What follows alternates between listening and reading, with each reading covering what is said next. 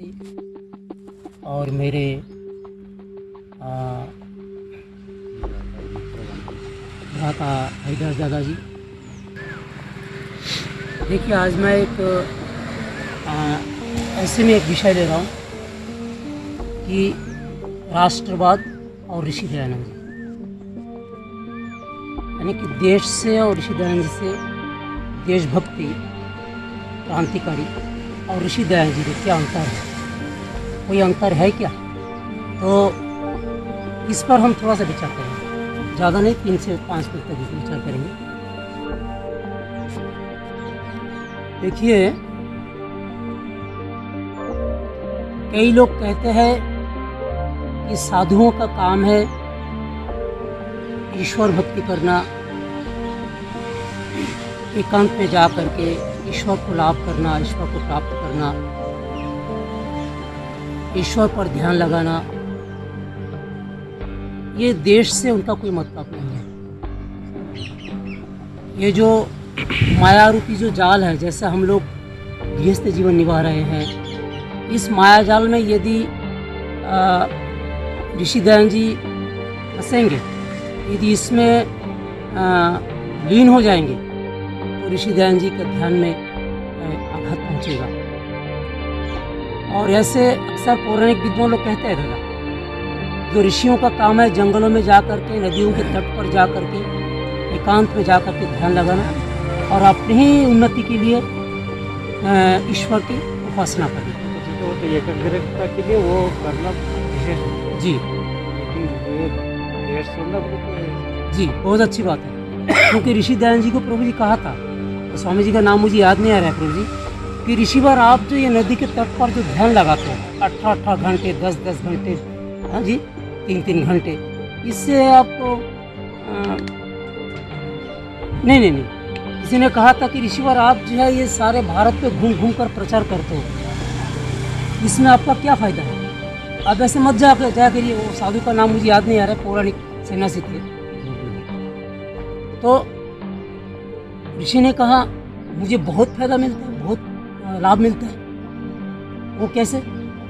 तो उस साधु ने कहा था कि देखिए ऋषिवर, अगर आप इस संसार रूपी मायाजाल में जाओगे तो आपकी ध्यान एकाग्रता नहीं हो सकता, अगर आप ईश्वर की आराधना नहीं कर सकते हो, क्योंकि इसी चकाचौंध में आपका दिल फंसा रहेगा, आपका मन फंसा रहेगा। तो आप ये छोड़ दीजिए सब, ये मायाजाल जो है, ये जो दुनिया एक तरफ है, आप उस सब छोड़ दीजिए। प्रचार करने के लिए आप मत जाया करिए। आप जो है अपनी आत्म उन्नति के लिए सोचिए, ईश्वर से आप कैसे मिल सकते हो, कैसे मिल सकते हो, ये सोचिए अपनी उन्नति के लिए। प्रभु जी, ऋषिवर दयानंद जी जो 10वें नियम है, उसमें कौन सा नियम है प्रभु जी? अंतिम नियम है क्या? सार्वजनिक सामाजिक, ये लाइन बोलिए प्रभु थोड़ा समझनी चाहिए। अपनी उन्नति में संत सर्वहित करे नियम पालन में परतंत्र रहना चाहिए और प्रत्येक हित करे नियम में सब स्वतंत्र है। तो ऋषि ने उस साधु को जवाब दिया था, बहुत बढ़िया उत्तर दिया था कि देखिए भले मानस, मेरा गुरु का आदेश था, मेरा गुरु का नाम था स्वामी विजयानंद सरस्वती जी। उनका कहना था कि ऋषिवर, तुम्हारे से मैं गुरु दक्षिणा कुछ नहीं मांगता, गुरु दक्षिणा मैं यही मांगता हूँ दादा कि इस भारत में जितने लोग अंधकार में डूबे हुए हैं, वेदों के आधार पर नहीं चल पा रहे हैं, वेद रूपी नाम तो सुना है, परंतु वेद रूपी मार्ग कैसे अपनाया जाता है, कैसे चला जाता है, आप मेरी जो है दक्षिणा वही होगी। आप इन दुनिया में जितने भी लोग अंधकार में डूबा हुआ है, इन लोगों का वेद रूपी प्रकाश ले लेके आओ, दिखाओ। तो इसमें जाहिर होता है, इसमें सरासर सबके सामने ये उद्धृत हो जाता है कि इसका मतलब अपनी आत्म उन्नति करने के लिए नहीं होना चाहिए। ये तो स्वार्थवादी हो, स्वार्थ। और सन्यासी का जीवन होता है निस्वार्थवादी, तो सबके साथ मिलकर रहे, सबके साथ सबको लेकर के जाए, सबको लेकर के चले। इसलिए वेदों में क्या कहा है? समगच्छदम संपदतम सबो मनासि जानतम।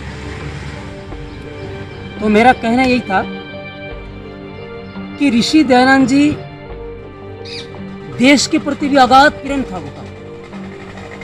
स्वामी जगदीश्वरानंद जी ने प्रभु जी एक पुस्तक लिखी, छोटी पुस्तक। उसमें एक विषय दिया ऋषि दयानंद जी का देशभक्त। देश के प्रति उनकी क्या तड़प थी उनके अंदर। इसलिए प्रभु जी ये जो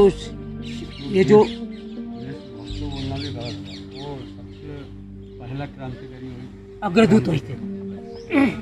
और भारत में दादा जी सत्य बात है, जो इतिहास की खोज, जो इतिहास है, पुस्तक है भारत की, अगर दयानंद जी का नाम सर्वोपरि आता है, उसमें दिया है। इसलिए प्रभु जी लिखा है, मैं एक बात कहा करता हूँ, लिखा है क्या, किसी ने नेहरू से पूछा दादा कि तुम्हारा गुरु का नाम क्या है, तो बोले मेरा गुरु महात्मा गांधी जी थे। और वही व्यक्ति जाके महात्मा गांधी जी से पूछता है आपका गुरु कौन था, बोले मेरा गुरु गोपाल कृष्ण गोखले थे। और वही व्यक्ति गोपाल कृष्ण गोखले जी से जाकर पूछता है कि आपका गुरु का नाम क्या, बोले मेरा गुरु का नाम महादेव रानाडे थे। और वही व्यक्ति महादेव रानाडे जी से जाकर पूछता है जी आपका गुरु का नाम क्या थे, बोले मेरा गुरु महर्षि दयानंद सर। तो क्रांतिकारियों का क्रांतिकारी मतलब क्रांति फूटने का महाक्रांति जो है हमारा महर्षि। वाह, महाक्रांति यदि कोई लाए ऋषि दयानंद जी। दादाजी नेताजी सुभाष चंद्र बोस जी ने एक जगह लिखा है, वो लिख किया है, यदि ऋषि दयानंद जी का प्रादुर्भाव इस भारत में ना होता था तो मैं भी नेताजी नहीं बन सकता। लाला लाजपत राय को दिया, अरे भगत सिंह को दिया, चंद्रशेखर आजाद को दिया, राजगुरु सुखदेव को दिया, उनके शिष्य। इसलिए इन लोगों के अंदर कूट कर ये क्रांतिकारी भरी हुई थी। इसी तो ये लोग फांसी के सामने जाने के लिए नहीं डरते थे दादा, दौड़ लगा करके जाते थे और बोलो मेरे को चेक करो। कंप्यूटर उसमें क्या था पता नहीं, चेक करके देखो थर्मामीटर से कि मेरा दिल मृत्यु का नाम सुन करके मेरा दिल धड़क तो नहीं रहा। और सही में देखा परीक्षण करके, बोले धड़क तो नहीं रहे और पूर्ण रूप से स्वस्थ है और वो मृत्यु को गले लगाने के लिए तैयार है। ये सब देन ऋषि दयानंद जी की थी। इसलिए लिखा है इतिहासकारों ने, इस भारत की आज़ादी करवाने में 85% हाथ आर्य समाजियों को था और ऋषि दयानंद जी के कारण। अंग्रेजों ने देखा इससे जो वो क्रांतिकारी बनाने वाला है, ये जो क्रांतिकारियों को जो ये मंत्र दाता है, ये कौन है आखिर, तो उनको पता लग गया, भनक लग गई कि ऋषि दयानंद जी बोल करके एक साधु है, सन्यासी है। जब भनक लग गई तो ऋषि दयानंद जी 4 वर्ष के लिए हिमालय की गुफा में चले गए और वहीं से जो है मंत्र फूंका करते थे क्रांतिकारियों। तो ऋषि दयानंद जी के अंदर कूट कर देशभक्त भरा हुआ था, क्रांतिकारी भरी हुई थी, राजनीतिज्ञ भी भरी हुई थी। प्रभु जी उस दिन एक आदमी ने कहा राजनीति गलत है। अरे वाह, महर्षि का मैं कहता हूँ राजनीति अगर गलत है तो मर्यादा पुरुषोत्तम भगवान राम ने भी राजनीति की थी, योगीराज श्री कृष्ण ने भी राजनीति किया। और नीति छोड़ दिए, नीति का पहला शब्द क्या है दादा, राज। तो राज किसे कहा जाता है, राज कहता है जो सर्वोपरि होता है।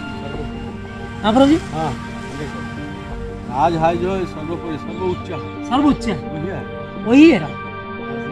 गलत है बोले तो अभी का राजनीति ये तो कूटनीति जो कांग्रेस है, इसमें भी राजनीति अभी जो राजनीति चल रही है राजनीति नहीं होता ना। तो सज्जनों, मेरा कहने का तात्पर्य यह था कि ऋषि दयानंद जी के अंदर देशभक्ति कूट कर भरा हुआ था और देशभक्ति की बातें कूट कर भरी हुई थी।